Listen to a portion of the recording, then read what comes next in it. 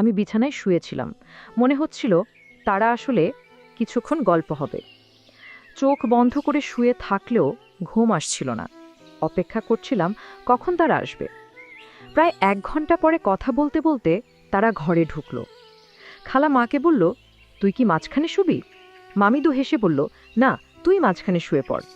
কিছুক্ষণ পর মৃদু কণ্ঠে কেউ ডাকল, তুই কি ঘুমিয়ে পড়েছিস? আমি চুপচাপ রইলাম। আর কিছু না বলেই, আজকের গল্পটা অনেক বেশি স্পেশাল, তাই কেউ মিস করো না। দয়া করে গল্পগুলো ভালো লাগলে ভিডিওটি লাইক, শেয়ার এবং চ্যানেলটি সাবস্ক্রাইব করো প্লিজ। আমার নাম কুনাল। বেশ কিছুদিন ধরে আমার খালার বাড়ি যাওয়ার সুযোগ হয়নি। খালা মাঝে মাঝে ফোন করতেন, কিন্তু সেই সময় আমি আমার মাস্টার্স ডিগ্রির ফাইনাল পরীক্ষার প্রস্তুতিতে খুব ব্যস্ত ছিলাম। এখন পরীক্ষার ফলও বেরিয়ে গেছে এবং আমি একটা ভালো চাকরির সন্ধানে আছি। তবে খালার সাথে কাটানো মধুর মুহূর্তগুলো এখনও আমার মনে গেঁথে আছে। আমি প্রায় ভাবি খালার সাথে দেখা করার জন্য আবার কখনো যাব, কারণ খালা আমাকে অনেক ভালোবাসে। খালা দেখতে অনেক সুন্দর ছিলেন। তিনি একটু স্বাস্থ্যবান হয় তাকে আরও সুন্দর লাগে। তার হাতে রান্না করা খাবার খেয়ে কিছুদিন কাটানোর ইচ্ছায় আমি ঠিক করলাম যে এবার খালার বাড়িতে গিয়ে কিছুদিন থাকব। খালার সাথে অনেক সময় কাটাবো, অনেক গল্প করব, কারণ অনেক দিন থেকে খালার সাথে দেখা হয় না। অবশেষে আমার ইচ্ছা পূরণ হলো। একদিন আমার খালা ফোন করলেন আর মাকে বললেন, তুমি আর কুনাল 5 দিনের জন্য আমাদের এখানে চলে এসো। তোমার জামাই যে শহরের বাইরে যাচ্ছেন, অনেক দিন থেকে তোমাদের সাথে দেখা হয় না। এই সুযোগে আমরা কয়েকটা দিন মজা করে কাটাতে পারবো। কালকেই চলে এসো, আমি অপেক্ষা করছি। মা ফোন স্পিকারে রেখেছিলেন যাতে আমি কথাগুলো শুনতে পারি। আমার মায়ের নাম লিজা আর খালার নাম তানিয়া। সব কথা শুনে মা বললেন, ঠিক আছে তানিয়া, আমরা কালকেই আসছি। এরপর মা ফোনটা রেখে দিলেন। ফেব্রুয়ারি মাস ছিল, তাই বেশ ঠান্ডা পড়ছিল। মা বললেন, কুনাল, আমরা সকাল 11টার দিকে বেরোবো, যাতে ঠান্ডা একটু কম লাগে। তবে আমরা বাইকেই যাব। আমি মাকে হ্যাঁ বলে দিলাম। এরপর মা বললেন, আমি আমাদের দুজনের কাপড়গুলো গুছিয়ে নিচ্ছি। তারপর মা তার ঘরে চলে গেলেন। আমিও আমার ঘরে গিয়ে বিছানায় শুয়ে পড়লাম। বিছানায় শুয়ে ভাবছিলাম, যদি খালা মাকে সবকিছু বলে দেয় আগের দিনের কথা, তাহলে কি হবে? আর যদি মায়ের সামনে খালা আমার সাথে কোনো কিছু করে, তাহলে পরিস্থিতি কেমন হবে? এইসব ভাবনা ভাবতে ভাবতে কখন যে ঘুমিয়ে পড়লাম বুঝতেই পারলাম না। কারণ খালা আমার বন্ধু মতো ছিল। তিনি আমার সাথে অনেক ফ্রি থাকত। পরের দিন আমি আর মা সকালবেলায় চান নাস্তা সেরে তৈরি হয়ে গেলাম। ঠিক 11টা বাজে আমরা বাইক নিয়ে রওনা হলাম খালার গ্রামের দিকে। গ্রামের রাস্তা 3 ঘন্টার ছিল। আমরা দুজনেই নিজের চিন্তায় মগ্ন ছিলাম। শহরের সীমানা ছাড়ানোর পর কাঁচা রাস্তা শুরু হলো। বাইকের পেছনের সিটটা একটু উঁচু থাকায় মা বারবার আমার সাথে ধাক্কা খাচ্ছিলেন। আমি মাকে বললাম, ভয় পেও না মা, আমাকে শক্ত করে ধরে রাখো। মায়ের বাইকে চড়ার অভ্যাস কম, তাই মা এক হাতে আমার কাঁধ শক্ত করে ধরলেন আর অন্য হাত দিয়ে আমার পায়ের উপর আঁকড়ে ধরে বসে রইলেন। বাইকটা কাঁচা রাস্তায় একটু কাঁপছিল, তাই মা পেছন থেকে আমাকে আঁকড়ে ধরেছিলেন। রাস্তায় প্রচুর গর্ত ছিল, তাই আমি বাইকটা আস্তে চালাচ্ছিলাম। হঠাৎ একবার আমি একটি গর্ত এড়িয়ে চলার চেষ্টা করছিলাম, তখন বাইকের চাকা আরেকটি গর্তে পড়ে গেল। আমরা দুজনেই একটু উঁচুতে লাফ দিলাম। আমরা গাড়ি থেকে পড়ে গেলাম। মায়ের কোমরে আর পায়ে ব্যথা পেয়েছিল। এক মুহূর্তের মধ্যে এত কিছু ঘটল, আমরা বুঝতেই পারলাম না। মা বললেন, কি ভয়ঙ্কর রাস্তাগুলো, মানুষ বাইকে কেমন করে এই রাস্তায় যাতায়াত করে কে জানে। আমি মাকে বললাম, মা, বৃষ্টির কারণে রাস্তার এই অবস্থা, আর একটু এগোলেই ভালো রাস্তা পাবো। মা হেসে বললেন, ভালোই হলো, না হলে আমি ভেবেছিলাম তোর খালার বাড়ি পর্যন্ত এরকমই রাস্তা হবে। মনের মধ্যে কিছু প্রশ্ন ঘটছিল, যেমন মা কি আসলে সবকিছু বুঝেছেন? আর যদি বুঝেও থাকেন, তাহলে তিনি কেন হাত ছাড়লেন না, বরং আরও শক্ত করে ধরলেন? এইসব ভাবতে ভাবতে আমরা গ্রামের কাছে পৌঁছে গেলাম। অবশেষে দুপুর 2টার দিকে আমরা খালার বাড়িতে পৌঁছে গেলাম। 15 মিনিট হয়ে গিয়েছিল। বাইকের শব্দ শুনে খালা উঠোনে হাজির হয়ে গেলেন। আমাদের দেখে তার মুখে খুশির ঝিলিক ফুটল। তিনি তৎক্ষণাৎ মাকে জড়িয়ে ধরলেন। মাও তাকে শক্ত করে আলিঙ্গন করলেন। দুজনে একে অপরের খবরাখবর নিতে ব্যস্ত হয়ে পড়লেন। অনেক দিন পর তাদের দেখা হলো। তারপর মা বাড়ির ভেতরে চলে গেলেন। এরপর খালা আমাকে জড়িয়ে ধরে বললেন, কিরে দুষ্টু, এতদিন হয়ে গেল, আসার নাম নেই। আর হ্যাঁ, তুই এত সাজগোজ করে কেমন করে এলি? এবার তোর মাকে সব বলতেই হবে, আর তোর বিয়ের কথাও বলতে হবে, যাতে তাড়াতাড়ি তোর বিয়ে দেয়া যায়। আমি একটু দূরে সরে গিয়ে বললাম, কি বলছো খালা, এসব কি? খালা হেসে বাড়ির ভেতরে চলে গেলেন, আর আমি ব্যাগ নিয়ে ভেতরে ঢুকে পড়লাম। মার খালা তখন রান্নাঘরে গল্প করছিলেন। আমি ব্যাগ রেখে ফ্রেশ হতে চলে গেলাম। ফ্রেশ হয়ে কাপড় বদলানোর পর বড় ঘরে গিয়ে বসলাম। এদিকে মার খালা ডাইনিং টেবিলে খাবার প্লেট সাজাচ্ছিলেন। হঠাৎ খালা আমাকে ডেকে বললেন, এসো, খেতে বসো। আমি তাদের সাথে বসে খাবার শুরু করলাম। খাওয়ার সময় বিভিন্ন বিষয় নিয়ে কথা হচ্ছিল। সবার সঙ্গে মজা করতে করতে খাওয়া শেষ হলো। তখন মা বললেন, তানিয়া, কি বলবো তোকে, রাস্তা এতটাই খারাপ ছিল যে বাইকে ধাক্কা খেতে খেতে আমার কোমর আর শরীর ব্যথা হয়ে গেছে। পুরো শরীরটাই যেন ব্যথায় ভরে গেছে। এখন তুই কিছু কর, আমি বেশ অসুস্থ হয়ে পড়ছি। এই কথা শুনে খালা বললেন, কোনো চিন্তা করিস না, কুনাল খুব ভালো মালিশ করে। একবার আমারও শরীর খুব ব্যথা করছিল, তখন ওই আমাকে মালিশ করেছিল। তারপর আমার পুরো শরীর একদম হালকা লাগছিল। এত কথা বলে খালা আমাকে চোখ মেরে বললেন, কুনাল, তোর মায়ের শরীরটা ব্যথা করছে, মালিশ করে দিস, পরে আরাম পাবে। আমি সম্মতি জানিয়ে ঘরে চলে গেলাম, কিন্তু মনে মনে একটা প্রশ্ন ঘুরতে লাগলো। খালা কেন বললেন যে আমি ভালো মালিশ করি? সত্যি কি তিনি মজা করছিলেন, না মায়ের সাথে আমার ঘনিষ্ঠতা বাড়াতে কিছু একটা পরিকল্পনা করছেন? খালার এই আচরণের পেছনে কি উদ্দেশ্য ছিল তা ভেবে আমার মধ্যে অস্থিরতা বাড়ছিল। খালা আর মা তখন রান্নাঘরে পরিষ্কার করছিলেন, আর আমি দূর থেকে তাদের দিকে নজর রাখছিলাম। তাদের দেখতেও এবং তাদের দুজনের সৌন্দর্য একই রকম মনে হচ্ছিল। তারা ধীরে ধীরে কথা বলছিলেন, তবে আমি ঠিকভাবে কিছু শুনতে পারছিলাম না। কিন্তু কেন জানি মনে হচ্ছিল তারা আমার কথাই বলছিলেন। কিছুক্ষণ পর তারা দুজনেই রান্নাঘর থেকে বেরিয়ে এসে বড় ঘরে বসে পড়লেন। তখন বেলা 4টা বাজে। খালা বললেন, লিজা, তুই একটু কাপড় বদলে নে, গাউন এনেছিস? যদি না আনিস তাহলে আমারটা নে। তারপর এক গ্লাস পানি খেয়ে শুয়ে পড়। তারপর কুনাল তোর শরীরটা মালিশ করে দেবে, যাতে তোর শরীরের ব্যথা কমে যায়। এতটুকু বলেই তারা দুজনে শোবার ঘরে চলে গেলেন। আমি বসে বসে ভাবছিলাম, জীবনে কখনো এমন ধরনের কাজ করিনি। কিছুক্ষণ পর খালা রান্নাঘর থেকে একটা পাত্রে কিছু নিয়ে এসে বললেন, চল, সময় হয়েছে। আমি কিছু না বলে চুপচাপ তার পেছনে শোবার ঘরে গেলাম। সেখানে গিয়ে দেখি মা বিছানায় শুয়ে আছেন। মায়ের পা এবং শরীরে প্রচণ্ড ব্যথা ছিল, কারণ তিনি গাড়ি করে আসার সময় পড়ে গিয়েছিলেন। মাকে দেখে মনোযোগ দিয়ে তাকিয়ে রইলাম। হঠাৎ খেয়াল করলাম খালা আমার পাশে দাঁড়িয়ে আছেন। খালা হেসে বললেন, কি দেখছিস কুনাল? আগে কখনো কি তোর মাকে দেখিসনি? তোর মাকে একটু তেল দিয়ে মালিশ কর, তার অনেক কষ্ট হচ্ছে।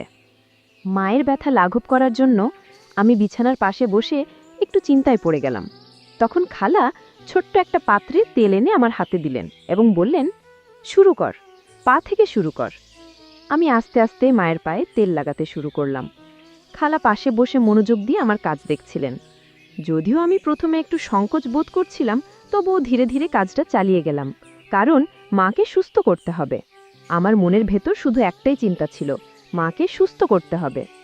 মা মুখটা একটু ঘুরিয়ে নিলেন। এরপর খালা একটু দূরে শুয়ে মাকে জিজ্ঞেস করলেন, কেমন লাগছে লিজা? মা বললেন, এখন কিছুটা ভালো লাগছে। তাইয়া, তুই থাকায় আজ একটু ভিন্ন কিছু করলাম, তুই অনেক কিছু জানিস। খালা তখন মায়ের মাথায় হালকা চাপ দিয়ে বললেন, এত বাচ্চা সুলভ কথা বলছিস কেন? কুনাল তো পাশে রয়েছে, সে কি ভাববে? মা একটু লজ্জা পেয়ে হাসলেন এবং বললেন, আরে তানিয়া, আর কথা বাড়াস না, না হলে পুরো ব্যাপারটা নাটকের মতো হয়ে যাবে। পরে মা আমাকে বললেন, কুনাল বেশ আরাম হচ্ছে, তাই আর বেশি মালিশ করা লাগবে না। শরীরটা এখন বেশ ভালো লাগছে, মনে হচ্ছে ব্যথা কিছুটা কমে গেছে। তারপরও আমি আর কিছুক্ষণ মালিশ করে দিলাম। প্রায় আধ ঘন্টা পরে মা শান্ত গলায় বললেন, এবার যথেষ্ট হয়েছে কুনাল, অনেক স্বস্তি লাগছে। আমি উঠে দাঁড়ালাম। তখন মায়ের পাশে দাঁড়িয়ে মা হঠাৎ পাশ ফিরে শুয়ে পড়লেন। তখন খালা এসে বললেন, আরে লিজা, এখনও তো অর্ধেক মালিশ বাকি আছে। মা একটু লজ্জা পেয়ে বললেন, থাক তানিয়া, কুনালের সামনে এটা করতে একটু অস্বস্তি লাগছে। মালিশ শেষ হওয়ার পর মা বেশ ভালো বোধ করতে লাগলেন। আমরা সবাই বাইরে এসে একটু বিশ্রাম নিলাম। এরপর খালা আমাকে ডেকে বললেন, কুণাল, অনেক দিন হয়ে গেল, চল ভেতরে যাই। আমি রাজি হয়ে ভেতরে গেলাম, যেখানে আমরা সবাই মিলে খেতে বসলাম। খাওয়ার সময় খালা আমাকে জিজ্ঞেস করলেন, তাহলে কুণাল, মায়ের মালিশ করে কেমন লাগলো? আমি হেসে বললাম, প্রথমে একটু অস্বস্তি হচ্ছিল, কিন্তু তোমার কথায় সাহস করে করলাম। খালা হেসে বললেন, দেখেছ, মা এখন অনেকটা ভালো আছে। আমি বললাম, হ্যাঁ, এটা তোমার কারণে সম্ভব হয়েছে। খালা হেসে বললেন, তাহলে পরের বার আরো ভালোভাবে একটু মালিশ করে দিস, যাতে তার ব্যথা দ্রুত সেরে যায়। পারবি তো? আমি মৃদু হেসে বললাম, ঠিক আছে, আমিও চাই যে মা দ্রুত সুস্থ হয়ে উঠুক। খালা তখন শান্ত স্বরে বললেন, চিন্তা করিস না। আমার চোখ হঠাৎ আলমারির আয়নার দিকে চলে গেল। দেখি দরজার কাছে মা দাঁড়িয়ে আছেন, তবে খালা সেটা খেয়াল করেননি। আমি ভান করলাম যেন কিছুই দেখিনি। আবার আয়নার দিকে তাকাতেই দেখি মা আমাদের দিকে তাকিয়ে আছেন। কিছুক্ষণ পর আবার তাকালাম, মা তখন আর সেখানে নেই। খালা আমাকে জিজ্ঞেস করলেন, কি হলো কুণাল? আমি বললাম, মা কিছুক্ষণ আগে এখানে এসে দাঁড়িয়েছিলেন। এটা শুনে খালা হেসে বললেন, দারুণ, তাহলে সব ঠিক ঠিক চলছে, এখন লিজা নিজেই আসবে। পরবর্তীটা আমরা দুজনে উঠে ফ্রেশ হয়ে নিলাম। তখন বিকেল 4টে। আমি আর খালা দুজনেই প্রস্তুত হচ্ছিলাম। আমি বললাম, খালা, আমি একটু বাইরে ঘুরে আসি। খালা বললেন, ঠিক আছে, কিন্তু তার আগে চা বানিয়ে দিই, তারপর যা। আমরা ঘরে ফিরলাম। তখন দেখি মাও ফ্রেশ হয়ে বসে আছে। খালা মাকে বললেন, লিজা বসো, আমি চা বানিয়ে আনি, তোমার ভালো লাগবে, এখন আবহাওয়াও বেশ ঠান্ডা। মা হেসে বললেন, হ্যাঁ তানিয়া, চা বানাও, একটু গরম চা এখন ভালোই হবে। তবে তোমার কি ঠান্ডা লাগে না? মায়ের গলায় একটু মজার সুর ছিল। খালা বুঝে গেলেন মা কেন এমন বলছেন। তবে তিনি হাসি দিয়ে উত্তর দিলেন, আরে লিজা, আমাদের তো ঠান্ডা অভ্যেস হয়ে গেছে, তোর শহরে কি আর এমন ঠান্ডা হয়? ঠিক আছে, আমি চা বানিয়ে আনি। তারপর খালা রান্নাঘরে গিয়ে চা বানিয়ে আনলেন, আর আমরা তিনজনে একসঙ্গে চা খেলাম। চা খাওয়ার পর আমি বললাম, মা, আমি একটু বাইরে ঘুরতে যাচ্ছি। মা বললেন, হ্যাঁ যা, একটু ঘুরে আয়, তোরও হয়তো গরম লাগছে, তবে বেশি দেরি করিস না, তাড়াতাড়ি ফিরে আয়। আমি মাথা নেড়ে বাইরে বেরিয়ে গেলাম। হাঁটতে হাঁটতে নদীর ধারে চলে গেলাম। মনটা একদম শান্ত হয়ে গেল। একটা সুন্দর শান্তিপূর্ণ প্রাকৃতিক পরিবেশে বসেছিলাম। ঠান্ডা বাতাস আমার শরীরে লাগছিল, আর আমি নানা বিষয়ে চিন্তা করছিলাম। কিছুদিন আগের ঘটনাগুলো ভাবাচ্ছিল। খালা আর আমি যা কিছু কথা শেয়ার করেছি, হয়তো মা কিছু জানে, কিন্তু মা কিছু বলেনি। সবকিছু যেন স্বাভাবিকভাবেই চলছিল। মাথায় একের পর এক প্রশ্ন ঘুরছিল। মা কি সত্যিই কিছু টের পেয়েছে, নাকি সবকিছু ঠিক আছে ভাবছে? এইসব চিন্তা নিয়ে কিছুক্ষণ বসে থাকার পর আমি উঠে দাঁড়ালাম। তখন বাইরে অন্ধকার ঘনিয়ে আসছিল, আর ঠান্ডা বাতাস আরও বাড়ছিল। ধীরে ধীরে বাড়ির পথে রওনা হলাম। বাড়ি পৌঁছতে প্রায় 8টা বেজে গেল। ভেতরে ঢুকে দেখি মা আর খালা রান্নাঘরে রাতের খাবার তৈরি করছেন। আমাকে দেখে মা মিষ্টি গলায় বললেন, আয় কুণাল, আগে গরম পানিতে হাত মুখ ধুয়ে নে, তারপর খেতে বসবি। প্রায় রাত 9টা নাগাদ আমরা সবাই একসঙ্গে খেতে বসলাম। খেতে খেতে আমি বললাম, খালা, এখানে ঠান্ডাটা অনেক বেশি, আমাদের ওখানে এমন ঠান্ডা হয় না। খালা মুচকি হেসে বলল, চিন্তা করিস না, আমার বাড়িতে হিটার আছে, তোকে ঠান্ডা লাগবে না। আমি বললাম, সত্যি? তাহলে ঠিক আছে, আজ একটু আগে ঘুমাবো, বেশ ক্লান্ত লাগছে। খালার কথা শুনে মা মজা করে বলল, তুই এত ছোট, তোর আবার কি ক্লান্তি? খালা হেসে বলল, আরে লিজা, এত পথ পাড়ি দিয়ে এসেছে, তার উপর রাস্তার এমন এমন অবস্থা। মা আর কিছু বলল না। আমরা সবাই মিলে গল্প করতে করতে খাওয়া শেষ করলাম। তারপর মা আর খালা রান্নাঘর পরিষ্কার করতে ব্যস্ত হয়ে পড়ল, আর আমি উঠলাম একটু বাইরে হাঁটতে। কিছুক্ষণ পর আমি শোবা ঘরে গেলাম। ঘরটি আগে থেকেই গোছানো ছিল। বিছানায় একটি বড় কম্বল পাতা ছিল, যা দুজনের জন্যই যথেষ্ট। আমি কাপড় পরিবর্তন করে কম্বলের নিচে ঢুকে শুয়ে পড়লাম, আর দেওয়ালের দিকে মুখ করে চোখ বন্ধ করলাম। জানতাম যে অন্যরা রান্নার কাজ শেষ করে আসবে, তবে তখনও অনেক চিন্তা মাথায় ঘুরছিল। আমি বিছানায় শুয়েছিলাম, মনে হচ্ছিল যে তারা এলে গল্প হবে। যদিও চোখ বন্ধ করে শুয়েছিলাম, ঘুম আসছিল না। তাদের আসার জন্য অপেক্ষা করতে লাগলাম। প্রায় 1 ঘন্টা পরে কথা বলতে বলতে তারা ঘরে ঢুকল। খালা মাকে বলল, তুই কি মাঝখানে শুবি?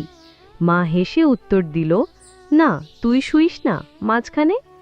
এই কথোপকথন চলতে থাকলো আর আমি চুপচাপ শুয়ে রইলাম। আমি শুয়ে থাকার ভান করছিলাম ওদের কথোপকথন শুনতে শুনতে। কিছুক্ষণ পর ঘরটা একদম শান্ত হয়ে গেল। আমি আস্তে করে কম্বল সরিয়ে দেখলাম ঘরের আলো নিভিয়ে দেওয়া হয়েছে। মনে একটু স্বস্তি পেলাম, কারণ সবাই ঘুমিয়ে পড়েছে মনে হলো। প্রায় 20 মিনিট এভাবে কেটে গেল, কিন্তু কোনো আওয়াজ শুনতে পাচ্ছিলাম না। আমি একটু সরে গিয়ে অন্যদিকে মুখ করে শুয়ে পড়লাম, কারণ নানা চিন্তা মাথায় ঘুরছিল। ভাবছিলাম আমার নড়াচড়াটা কেউ লক্ষ্য করল কি? মাকে কিছু বুঝতে পারছেন? সব কি ঠিক আছে? ঠিক তখনই একজন মৃদু কণ্ঠে ডাকল, তুই ঘুমিয়ে পড়েছিস? তার স্বরে স্নেহের পোষ ছিল। আমি চুপচাপ রইলাম, যেন ঘুমিয়ে আছি, কিন্তু ভেতরে ভেতরে অস্থিরতা বাড়ছিল। তারপর বলল, ভালো করে ঘুমিয়ে পড়, সকালের সব কথা হবে। তার কথায় মনে অনেকটা শান্তি এলো এবং ধীরে ধীরে আমি ঘুমিয়ে পড়লাম। ঠিক তখন মা বললেন, এখন ঘুমিয়ে পড়, রাত অনেক হয়েছে। তার গলায় ক্লান্তির সুর ছিল। সবাই নিজের জায়গায় ফিরে গিয়ে শুয়ে পড়ল। মায়ের গলায় এমন কিছু ছিল যা আমাকে মানসিকভাবে শান্ত করেছিল। কিছুক্ষণ শুয়ে থেকে অবশেষে ঘুমিয়ে পড়লাম। সকালে ঘুম ভেঙে দেখি মা আগেই উঠেছেন। তিনি রান্নাঘরে চা তৈরি করছিলেন আর পাশে অন্যজন বসেছিলেন। ঘরের পরিবেশটা একটু অন্যরকম লাগছিল। মা আমাকে দেখে মৃদু হেসে বললেন, চা খাবে? আমি মাথা নেড়ে সম্মতি জানালাম। তার হাসিতে ছিল অভিজ্ঞতা ও মমতা, যেন তিনি পুরো পরিস্থিতি বুঝে শান্তভাবে সবকিছু সামলে নিচ্ছেন। আমরা বেশ কয়েকদিন খালার বাড়িতে থাকলাম। খালার সাথে আমি আর মা অনেক হাসি ঠাট্টার মধ্যে দিন কাটিয়েছিলাম। অনেক জায়গায় ঘুরতেও গিয়েছিলাম। কিছুক্ষণ পরে মা খালার দিকে তাকিয়ে বললেন, আচ্ছা তানিয়া, আমাদের এখন চলে যাওয়া উচিত, অনেক কাজ বাকি আছে বাড়িতে। মা আর আমি যখন খালার বাড়ি থেকে বের হচ্ছিলাম, খালা হেসে বললেন, ঠিক আছে, তোমরা যাও, আমার স্বামীরও আসার সময় হয়েছে। বিদায়ের মুহূর্তে পুরো পরিস্থিতিটা হালকা হয়ে গেল। আমি অনুভব করলাম মা কিছু না বলেও সব কিছু সুন্দরভাবে সামলে নিয়েছেন। মা আমার দিকে তাকিয়ে শান্ত স্বরে বললেন, কুনাল, জীবনের সব কিছুর একটা সীমা থাকে, আর সঠিক ভুলের পার্থক্য করা গুরুত্বপূর্ণ। তার কথাগুলো আমার মনে গভীরভাবে ছাপ ফেলল। সেই মুহূর্তে আমি সিদ্ধান্ত নিলাম, জীবনের প্রতি আমার দৃষ্টিভঙ্গি পরিবর্তন করব এবং নতুনভাবে জীবন শুরু করব। মায়ের ধৈর্যশীল ও শান্ত আচরণ আমাকে এমন এক শিক্ষা দিল যা অন্যভাবে উপলব্ধি করা সম্ভব ছিল না। খালার বাড়ি থেকে বিদায় নিয়ে আমি মনে মনে প্রতিজ্ঞা করলাম যে আমার চিন্তাভাবনা ও কাজকে সঠিক পথে পরিচালিত করব। মায়ের স্নেহ, তার মনের গভীরতা এবং তার বলিষ্ঠ চিন্তাশক্তি আমাকে জীবনের নতুন দিশা দেখিয়েছে। আমি এখন ভবিষ্যতের দিকে আরও আত্মবিশ্বাস ও আশার সঙ্গে এগিয়ে যেতে প্রস্তুত। তার কিছুদিন পর আমার একটি ভালো চাকরি হয়। এখন আমি সব চিন্তা বাদ দিয়ে মন দিয়ে চাকরি করতে থাকি আর আমার পরিবারের সব দায়িত্ব নিই। এখন আমার মা অনেক খুশি। আমার ওপর গল্পটা কেমন লাগলো জানাতে ভুলবে না। আরও মজার মজার রোম্যান্টিক গল্প শুনতে চাইলে ভিডিওটি লাইক, শেয়ার এবং চ্যানেলটি সাবস্ক্রাইব করতে এবং বেল আইকনটি ক্লিক করতে ভুলবে না। ধন্যবাদ।